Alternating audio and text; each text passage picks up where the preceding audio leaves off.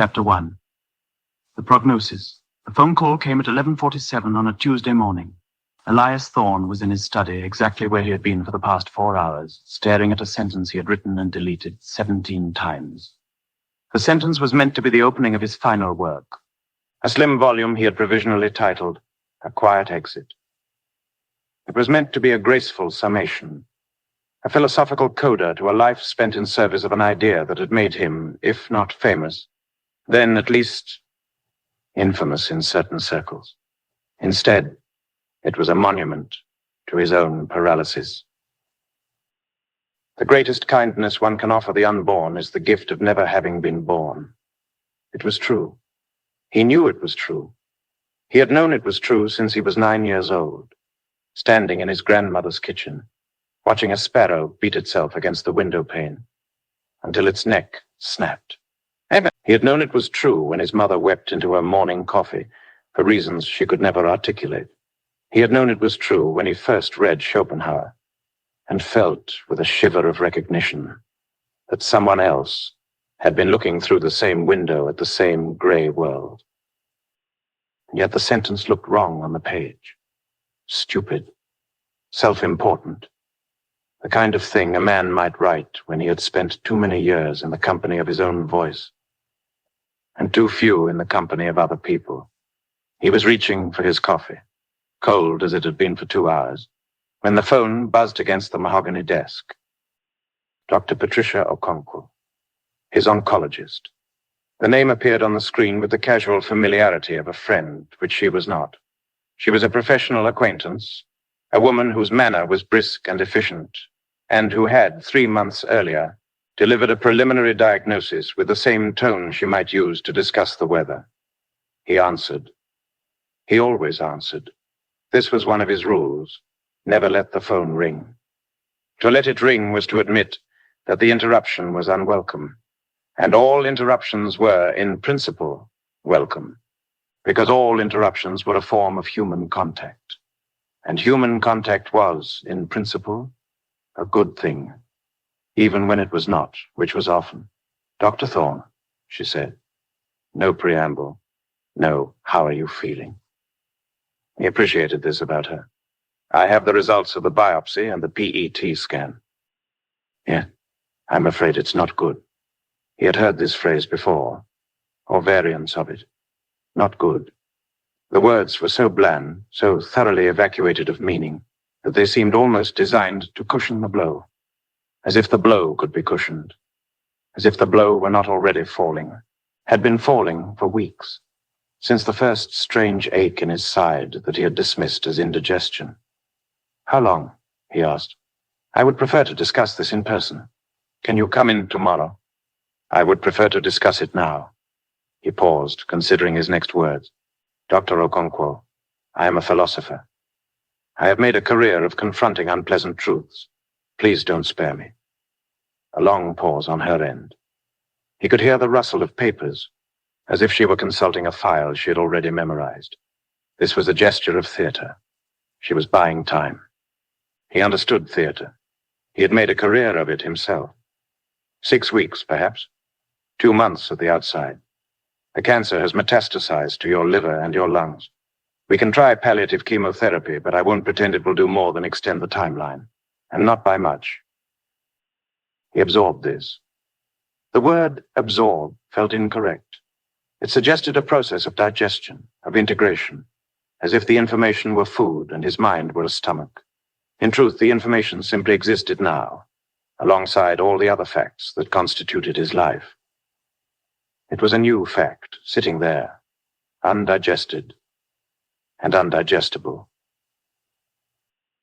I see, he said. Dr. Thorne, are you all right? It was a foolish question, and he almost said so. Instead, he said, I'm fine, thank you for calling. I'll consider the chemotherapy.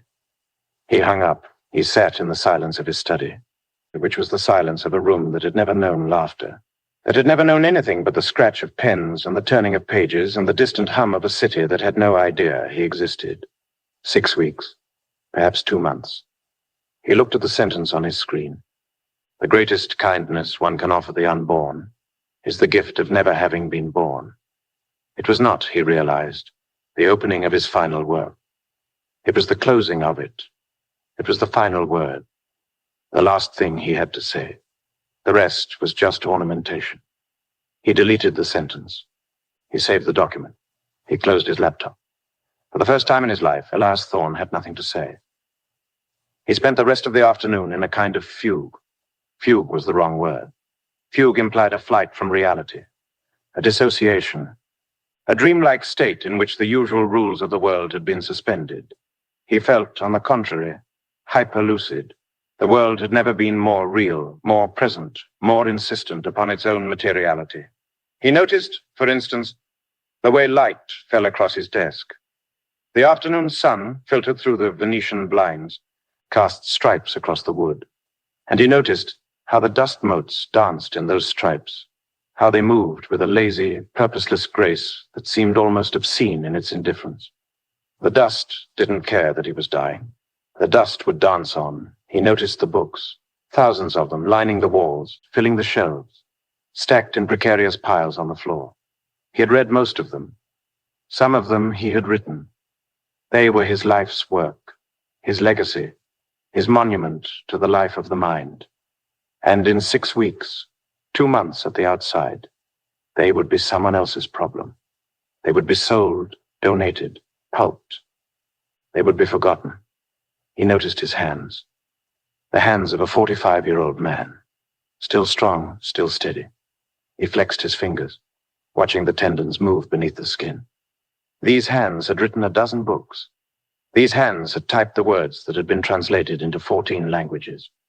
These hands had held the hands of dying men and women, because that was part of his work, too. He had sat at the bedsides of the terminally ill, and he had listened, and he had tried to offer comfort. He had told them, with all the gentleness he could muster, that their suffering was not meaningless, that it was simply suffering, and that the only true meaning was the meaning they chose to make of it. He had told them that the fear of death was rational, that there was no shame in it, that the only shame was in pretending otherwise. He had been a good listener. He had been a good man in his way. And now he was dying, and there was no one to hold his hand. This thought came to him not as a wave of emotion, but as a simple fact, the way one might observe that the sky is blue, or that the traffic is heavy. There was no one to hold his hand. He had made sure of it.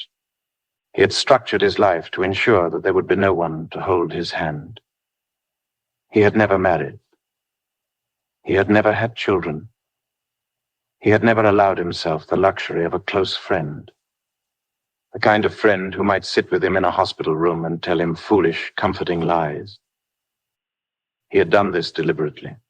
He had done it because he believed, with all his heart, that the attachments of this world were a trap, a snare, a beautiful lie that led only to greater suffering. To love was to court loss. To create was to court grief. To bring a child into the world was to condemn that child to death. He had been right. He knew he had been right. And yet, standing in his study, watching the dust motes dance in the indifferent light, he felt the first stirring of something that might have been regret. It was a small thing, a tiny crack in the edifice of his certainty, but it was there. A fissure, a fault line. He went to the window. His apartment was on the 14th floor, and the view was spectacular. He could see the river, the bridges, the glittering towers of the financial district. He could see the people, tiny and ant-like, going about their business. They were buying coffee. They were walking their dogs. They were arguing with their lovers. They were living their lives, and they would die, every single one of them, and their deaths would be as meaningless as their lives. And yet, here they were, living anyway. He had written an entire book about this, the futility of flourishing. It had been his most successful work, the one that had made him a kind of celebrity in certain niche circles. He had argued with meticulous logic that the pursuit of happiness was a fool's errand, that happiness was a fleeting state with no objective reality, that the only rational response to the human condition was a kind of stoic resignation. He had argued that the best we could hope for was a quiet life, a life of minimal suffering, a life that ended without fanfare or fuss. He had believed it. He still believed it. And yet, watching the people in the street, he found himself envying them. Not their happiness, he didn't believe in happiness, but their momentum, their forward motion, their blithe, unthinking insistence on continuing. They had something he no longer had. They had a future. He had a deadline. He walked to his desk. He opened the top drawer. Inside, nestled among the pens and the paper clips, was a photograph. It was old, creased, faded at the edges. It showed two children, a boy of 9, skinny and serious, and a girl of 7, laughing at something the photographer had said. The girl had a gap in her front teeth. The boy was holding a book. He picked up the photograph. The glass was cool against his fingers. He looked at the girl's face, at the gap in her teeth, at the unself-conscious joy that radiated from her small body. He had not spoken to his sister in 3 years. Not a phone call, not an email, not a text. Their last conversation had been a disaster, a shouting match in which she had accused him of being dead inside, and he had accused her of being willfully naive. She had called him a coward. He had called her a fool. They had both been right, and neither of them had apologized. The argument had been about children. What else? She had been pregnant with her second. He had told her calmly and rationally that she was making a mistake. He had laid out the arguments, the asymmetry of pain, the non-consensual gamble, the certainty of suffering. He had been gentle. He had been patient. He had been utterly, completely, insufferably correct. And she had screamed at him. She had called him names. She had told him he was a monster and a sociopath, and a man who had never allowed himself to feel a single genuine emotion. He had not cried. He did not cry, but he had felt something. Something hot and sharp. Something that might have been pain if he had allowed himself to name it. He had hung up the phone. He had not called back. Neither had she. He looked at the photograph. His sister's face, frozen in time. His own face, solemn and severe. 2 children who had grown into 2 adults who could not speak to each other. He should call her. He knew he should call her. He had 2 months at the outside to make things right. 2 months to apologize, to explain, to say the things he had never been able to say. 2 months to hold her hand, to let her hold his, to sit in a room together, and remember what it was like to be children who had not yet learned to hate each other. He put the photograph back in the drawer. He would call her. Not today. Today he was too raw, too exposed, too full of the terrible knowledge that he was dying. Today he needed to think. He needed to process. He needed to sit with this new fact and let it settle, let it become part of him, the way all facts eventually became part of him. Tomorrow. He would call her tomorrow. He went to the kitchen and poured himself a glass of water. He was not hungry. He had not been hungry for weeks, but he had been telling himself it was stress, the stress of finishing the book, the stress of his schedule, the stress of being Elias Thorne, the philosopher who had all the answers. Now he knew it was the cancer. The cancer was eating him from the inside, consuming his appetite, his strength, his time. He looked at his reflection in the window. It was dark now, and the glass had become a mirror. He saw a man who was still young, still vigorous, still capable of 12 more books, 100 more lectures, 1,000 more arguments. He saw a man who had 2 months to live. He had never been afraid of death. Death was a fact, a brute fact, a fact that could not be argued away. He had spent his life trying to convince others not to be afraid of death, and he had succeeded in some cases.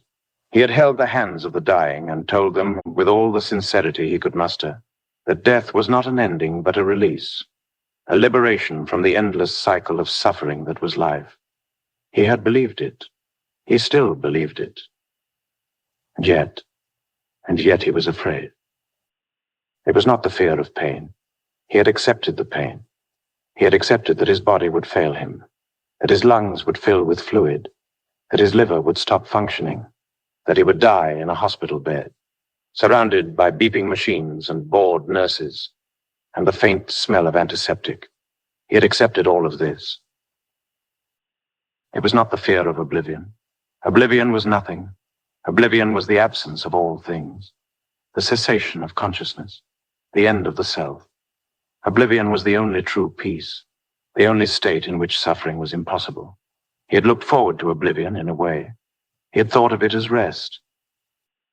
It was something else, something smaller and more shameful. He was afraid of being forgotten. He had written 12 books. He had given hundreds of lectures, changed the minds of thousands of people, and made a difference, a real difference, in the lives of people who had read his work and found in it a solace they could not find elsewhere. He had been, in his small way, a force for good, and in 2 months, he would be dead, and in 20 years, no one would remember his name. This was the fear that gripped him, the fear that tightened his chest, the fear that made it hard to breathe. Not the fear of death, the fear of irrelevance, the fear that his life's work, his life's meaning, his life's point would dissolve into nothing, as meaningless as the lives of all those people in the street, as meaningless as the sparrow that had broken its neck against the window pane.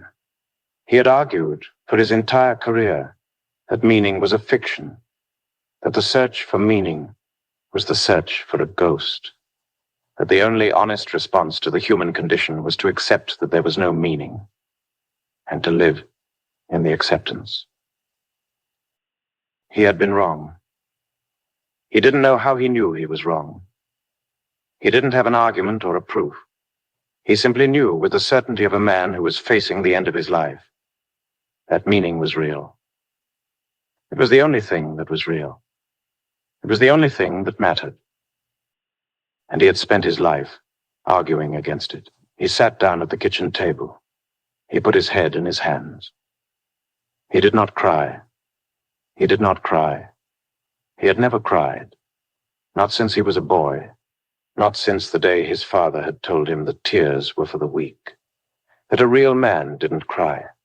That a real man faced the world with his head held high and his emotions locked away. He had locked them away. He had locked them away so thoroughly that he had forgotten they existed. And now, facing the end of his life, he didn't know how to unlock them. He sat there for a long time. The kitchen clock ticked. The refrigerator hummed. The city buzzed and chattered and lived its oblivious life. And then he stood up, walked back to his study and opened his laptop, looked at the blank document, at the blinking cursor, at the infinite potential of a page that had not yet been written.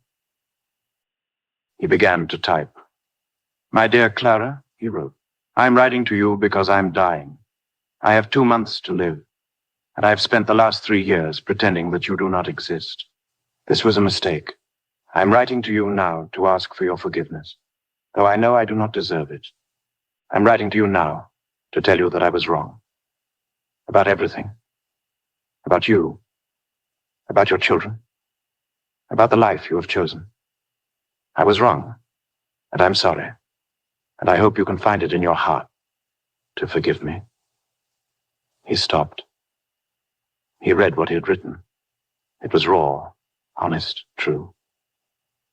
It was the most honest thing he had written in decades. He deleted it. He could not send this letter. It was too much. It was too soon. He needed to think. He needed to plan. He needed to approach this the way he approached everything, with logic, with reason, with a cool and dispassionate eye. He would write her a letter, but it would be a different letter, a letter that explained his philosophy, that laid out the arguments, the evidence, the careful reasoning that had led him to his conclusions. That would show her, finally, that he had been right all along, that he was not a monster, that he was not a sociopath, that he had simply been trying to protect the unborn from the cruel and pointless suffering that was life. He would write her the letter he should have written years ago, The letter that would make her understand. He started again. "Dear Clara," he wrote, "I hope this letter finds you well. I'm writing to you now because I've been thinking about our last conversation, and I realized that I did not explain myself adequately. I would like to try again." He wrote for 3 hours.